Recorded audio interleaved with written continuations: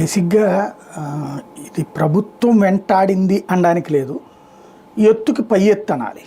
ఎందుకు అంటే గన్నవరం తెలుగుదేశం పార్టీ కార్యాలయం మీద దాడి కేసు నడుస్తూ ఉంది.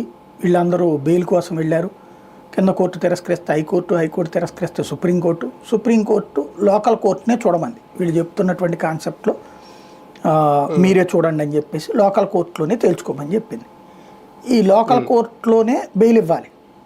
అయితే లోకల్ కోర్టు సాధారణంగా ఏం చేస్తుంది, ప్రభుత్వాలు ఇచ్చేటటువంటి అంటే ప్రాసిక్యూషన్కి అనుగుణంగానే నిర్ణయాలు తీసుకుంటాయి. మ్యాక్సిమం జగన్ టైంలో అయితే కనుక రివర్స్లో జరిగింది. అప్పట్లో హైకోర్టు స్థానిక కోర్టులకు ఆదేశాలు ఇచ్చింది. ఏమని, వైసీపీ హయాంలో అరెస్టులు ఎవరైనా చేస్తే కనుక వాళ్ళని 7 సంవత్సరాలలోపు జైలు పడేటటువంటి వాటిని అయితే రిమాండ్ ఇవ్వకండి.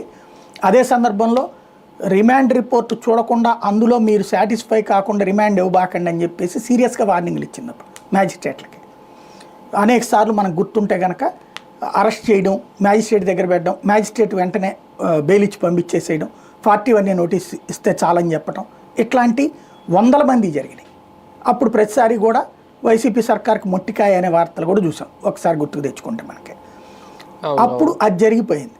తర్వాత అంటే అప్పుడు హైకోర్టుతో సహా వీళ్ళందరూ కూడా, నేను అప్పుడే చెప్పాను, వీళ్ళు బ్యాక్ బెంచ్ బాయ్స్ కింద అయిపోతారు.